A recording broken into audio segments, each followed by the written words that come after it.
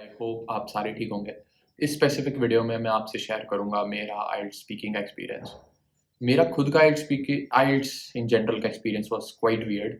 15 दिन पहले मेरे को पता लगता है कि मेरा आइल्स का एग्ज़ाम होगा, जिस दिन से मेरे को अपनी फाइनल ऑफ़र लेटर देना है। सो अगर मेरे को अपना final offer acceptance you know वो देना है, तो that was on I think 15th of July. और मेरे को पता लगा था I think 1st of July को कि मेरे को आइल्स देना है। कुछ तो ऐसा था। मेरे को आई स्टिल रिमेंबर कि मेरे को 15 दिन पहले पता लगा था कि मेरे को आइल्स का अपना एग्ज़ाम देना पड़ेगा। Why I thought कि मेरे को आइल्स का एग्ज़ाम देना नहीं पड़ेगा, that is a pretty interesting story because I am a research student. I thought maybe I don't have to give an IELTS exam or maybe any kind of quote unquote English exam which you have to give before you come to abroad for studying higher studies. तो मेरे को मेरी counsellor ने बोला कि कोई आइल्स का exam दिया है या टॉफल दिया है या पीटी दिया है। मैंने बोला नहीं, मैंने नहीं दिया। And she was like okay. क्योंकि as far as I remembered, one of my senior she came to Monash University and उनको आइल्स देने की ज़रूरत नहीं पड़ी थी, क्योंकि उनका एक तो लैंग्वेज का कोई सर्टिफिकेट था from the college that you make and you give to your university and the university is all okay with that. So I thought कि मे बी मेरा भी ऐसे हो जाएगा, I will make a certificate because like English, I know it is, you have to give an English exam before you come abroad to study. Anyways, leaving that aside, coming to IELTS speaking, मैंने फिर form भर दिया IELTS का and 17,000 something कुछ fees थी उसकी।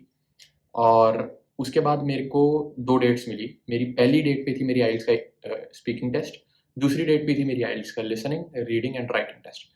अब इन वीडियोज़ में मैं आपको आज की वीडियो में IELTS स्पीकिंग का अपना एक्सपीरियंस और आपको क्या करना चाहिए कि IELTS स्पीकिंग अगर आपके 10 दिन बचे हैं या 5 दिन बचे हैं, trust me if you watch this video completely and if you have some hold on English speaking, you can do much better. This is like a very pro बहुत पहले देखने वाली वीडियो। लाइक अगर आपका एक हफ्ते में IELTS स्पीकिंग है तो you probably watch this video and share it with your friends who probably have their IELTS in next 1 week or maybe 2 weeks, and you will completely understand what exactly you need to do and how you need to do it. और listening, writing और reading मेरा उसके बाद था, जो मैं subsequent videos में आपको बना के एक्सप्लेन कर दूंगा। Now let's begin to what exactly मेरा क्या एक्सपीरियंस था। उससे पहले मैं आपको ये बता देता हूँ कि आइल्स स्पीकिंग में होता क्या है। तो आइल्स स्पीकिंग में आपको अपने सेंटर में जाना पड़ता है और वहाँ पे यहाँ तो आपका वर्चुअल इंटरव्यू होगा, एक बंदा होगा आपके सामने, एक मेरे सामने मैम थी एंड और यहाँ तो आपका वर्चुअल इंटरव्यू हो जाएगा या फिर आपको फेस टू फेस होगा। मेरा फेस टू फेस था और वो 8 से लेकर 15 मिनट तक का होता है, 10 to 15 होता है टेक्निकली। और उसमें आपको इनिशियल जो स्टार्टिंग होती है वो आपका बेसिक इंटरव्यू होता है, बेसिक इंट्रोडक्शन होती है। उसके बाद आपको एक प्लैक कार्ड दिया जाता है जिसमें एक क्वेश्चन होता है and then you are also given a pen and a paper in which you have to write or jot down all the points that you want to speak for another 1 minute, and then you are questioned based on the same black card. So 3 steps होंगे। First step में basic introduction, ये सब कि क्यों, मतलब क्या करते हो, कैसे करते हो, बेसिक नॉर्मल बातें होती हैं। एंड उसके बाद वो ब्लैक कार्ड में आपको एक टॉपिक दिया जाता। The topic that I got was which is the most polluted city that you have ever visited. I will explain you how to tackle that black card too. That is like a perfect trick that I have. और उसके बाद जो वो है, जो and वाला section है, उसके अंदर आपको उसी जो आपने बोला उसी के ऊपर आपको क्वेश्चन किया जाता है। तो ये बेसिक ओवरव्यू है आइल्ट्स स्पीकिंग का। ये एक 3 सेक्शन को हम रखते हैं साइड में। अब आते हैं हम इस पॉइंट के ऊपर कि मैंने कैसे किया। उन 11 दिन में मैंने एक बुक आती है करण मक्कर आइल्ट्स स्पीकिंग की .pdf। So what you do is you go on Google, you type Karan Makkar IELTS speaking .pdf। आपको पहला जो लिंक होगा वो करण मक्कर की आइल्ट्स की बुक का होगा। Download that book and then take that book and give it to one of your friend, your best friend, or maybe your mother, or maybe your father, or maybe your cousin. उनको दो और उनको बोलो कि इसमें से कोई भी random topic, 5 random topics, every evening you have to sit in front of them and you have to talk to them for like 2 minutes or 1 minute on the same topic that they give you. अब usually जब वो topic आपको मिलता है तो मैं क्या करता था, मैंने अपनी friend को दिया हुआ था वो, और वो मेरे को रोज़ शाम को 5 टॉपिक लिख के भेज देते थे। मैं उन टॉपिक्स को पढ़ता था और वॉइस नोट रिकॉर्ड करके भेज देता था विदाउट एनी धीरे-धीरे after 2 to 3 days, 4 days, IELTS speaking बोलने का वो जो ब्लैक कार्ड है दैट हैज़ अ ट्रिक। अब उसकी मैं ट्रिक बताता हूँ आपको क्या है। स्टार्ट करो इंट्रोडक्शन से। इंट्रोडक्शन कैसे देते हैं? अब मैं बोलता हूँ स्टार्ट करो इंट्रोडक्शन से। So maybe the topic that I got was which is the most polluted city that you have ever visited. Introduction में उसमें क्या होगा कि मैं कौन सी सिटी में गया था और मैं कब गया था और मैं क्यों गया था। ठीक, तो मैंने बोला कि मैं दिल्ली में गया था और कब गया था? मैं गया था लास्ट ईयर। क्यों गया था? क्योंकि मेरा छोटा भाई वहाँ पे हॉस्टल में रहता, तो मैं उससे मिलने गया था। ये मैंने 3 चीज़ें कर दी। इसमें आपका ईज़िली 20 टू 25 सेकंड्स कवर हो जाएंगे। इंट्रोडक्शन में चला गया।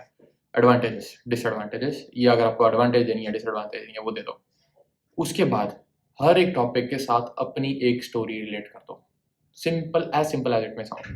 So what story did I relate? I said that even my grandparents went along with my family to meet my younger brother, and they were having asthmatic issues, and they were even feeling, they got cough when they came back. So that was a pretty, तो इसमें मैंने अपनी personal story डाल के इस चीज़ को और expand कर दिया। हर एक टॉपिक के अंदर अपनी पर्सनल स्टोरी डालो, क्योंकि you can speak anything you want to. You don't have to give an impression to the person writing next to you, or maybe the person who is interviewing you, कि तुम्हें इस topic के बारे में कुछ पता नहीं है। हर चीज़ के ऊपर एक पर्सनल स्टोरी उनको झाड़ दो, और उसी पर्सनल स्टोरी के ऊपर they will ask you question, subsequent questions, वो चलेगा। Simple, no rocket science. मैंने यही किया था, और मैंने उसी पर्सनल स्टोरी के ऊपर बेस्ड के ऊपर मेरे को क्वेश्चन आए। फिर जो मेरे को उसके बाद क्वेश्चंस आए थे, दैट वर कि do you ever want to start your startup, या डू यू। मैं कभी भी आइडियलिस्टिक पॉइंट नहीं चूज करना वहाँ पे। You have to always never choose the idealistic point. That's what I feel. कि उन्होंने मेरे को बोला, do you want to start a startup, या डू यू फील कि you are capable enough to start a startup. I clearly said I'm not capable enough to start a startup, because I am a type of person who can be disciplined by someone else. I don't have discipline inherited into me. And फिर मैंने इस चीज़ को इतना घुमाया, मैंने बोला even though my father is an army officer and all that, I made a complete story out of my personal story and then present it in front of her. Usually you want to say that you can, present what you have in your head in, a concise English manner, like proper English में आप उसको बोल सकते हो. That's all you need to do. इससे ज़्यादा कुछ नहीं करना. हर चीज़ में पर्सनल स्टोरी घुसाओ, हर चीज़ में you be precise, you be articulate, but it's better to play on the ground of your personal story that interviewer doesn't know, whereas अगर वो आपको घुमा रहे हैं, क्योंकि facts कितना ही दे दोगे आप उनको. Facts आपको, जब आप बोल रहे होते हो ना, so there are two kind of people, who can think in English and then they don't translate while they're speaking, and the other ones are who don't think in English. They first think of the fact and then they make the English of it, then they translate in their head and then they speak. Okay? If you are the second kind of person, तुम fact सोचोगे या उसकी translation सोचोगे. इससे better है ना कि तुम्हें जो चीज़ पता है तुम उसको ही ट्रांसलेट करके बोलो, राइट. ट्रांसलेशन में सबसे ज़्यादा टाइम जाता है दिमाग में अगर आपको कर रहे हो, तो इससे better you always play on your ground.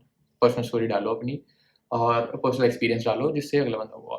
दूसरी बात, never make a grammatical error. कभी भी नहीं ग्रामेटिकल एरर बनाना. I have noted down the points what you need to keep in head.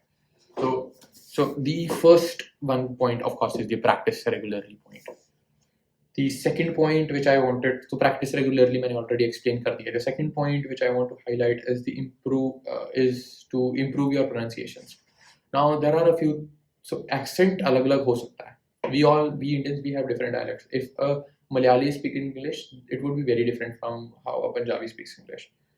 But you should have, a clear idea of what exactly is the word that you want to tell the next person.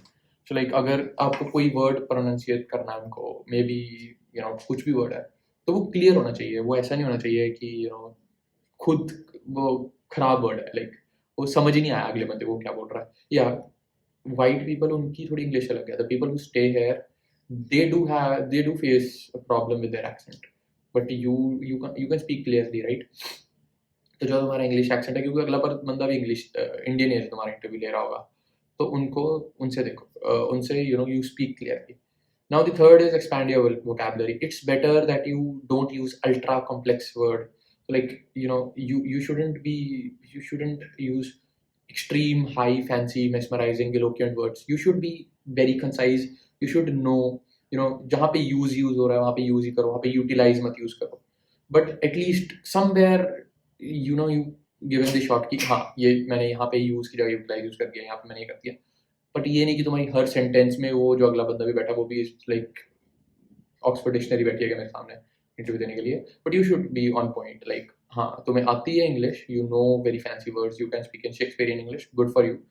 but it's better that you limit your English because conversational English is different from what you write in a formal setting English, right? So it's better if you converse in the kind of English that the way that I'm speaking, right? If that makes sense to you. The fourth point which I want to highlight is organize your thoughts. Now, okay, so organize your thoughts is very very very important. Like बहुत important है कि तुम अपनी जो thoughts है जो तुम बोल रहे हो organized है. ये काफ़ी गलती होती है जब तुम प्लैक कार्ड वाला जो वो तुम्हें मिलता है जिसमें तुम्हें टॉपिक के ऊपर बोलना पड़ता है, उस टाइम यूजुअली ये गलती करते हैं बंदे कि वो बोलते टाइम ना, जब उनको ब्लैक कार्ड दिया जाता है तो वो भूल जाते हैं कि उनको पहला पॉइंट कौन सा देना है, दूसरा कौन सा देना था. जो पेपर मिला ना वो तुम्हें मिला ही इसलिए कि you can note down the points and then you can speak. मैंने वो पेपर यूज़ नहीं किया था क्योंकि ऑफ कोर्स मैंने इंट्रोडक्शन दिया, उसके बाद मैंने डिसएडवांटेजेस बताए, उसके बाद मैंने अपनी पर्सनल स्टोरी झाड़ दी पूरी की पूरी. तो it was pretty simple for me. अभी पर्सनल स्टोरी झाड़ने का भी एक तरीका है कि वो पूरी क्रोनोलॉजिकल ऑर्डर में होनी चाहिए. अब ऐसा नहीं कि you start from the end and then you go over. You start from the beginning, धीरे धीरे धीरे धीरे आगे आगे बढ़ो. Let the person that is interviewing you stop you. Anyways, the last point which I want to highlight is the fact that speak slowly. I speak very fast. That's my problem. Maybe because of the my native language. Usually that is spoken very very very fast. तो मेरे को वही same language मेरी English में आ चुकी है, वही same वही सेम प्रॉब्लम मेरी इंग्लिश में आ चुकी है. And also about the fact that I watch all my YouTube videos or maybe any kind of videos in 2x. So I receive information in double speed and I speak information in double speed. So that is such a big issue for me. Like मेरे को जल्दी बोलने की आदत इसलिए बनी. Usually मैं तेज बोलता नहीं था. मेरी तेज बोलने की आदत बनी इसलिए क्योंकि मैं YouTube videos अपनी 2x पे देखता था apparently. तो इसके कारण that's what I feel. इसके कारण मेरी तेज बोलने की आदत बन चुकी है. So yeah, I'm still recovering from that. I try to speak slowly so that the next person can understand it. Yeah, that's all for IELTS speaking. And be relaxed, be calm. कोई ज़्यादा नहीं है. Easily आप 7 band से तो ऊपर easily आ जाते हैं if you can listen to English, English movies and English stories and English podcasts. It is pretty easy for you. If you don't understand the English dialect, if you don't understand the English accent, क्योंकि जो सामने वाला accent की problem इसमें नहीं होगी. IELTS speaking में accent की प्रॉब्लम होती है. लोगों को लगता है कि IELTS स्पीकिंग में एक्सेंट चाहिए होता, नहीं. IELTS स्पीकिंग में give any accent you want to, क्योंकि जो सामने वाला वो भी इंडियन ही है, इंटरव्यू ले रहा है जो, और वो यूजुअली देख के पढ़ रहे होते हैं. आपको एक्सेंट की प्रॉब्लम आएगी IELTS लिसनिंग में.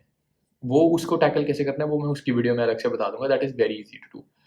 और एक्सेंट आपको देने की ज़रूरत नहीं है, कोई ज़रूरत नहीं है एक्सेंट की. Speak in your clear any accent that you want to speak. Even if you want to speak in your Punjabi accent, you can speak in any accent you want to. Just be real, be authentic, speak clearly, speak. अगर आपको 2-3 sentence जोड़ के बोलना तो करो.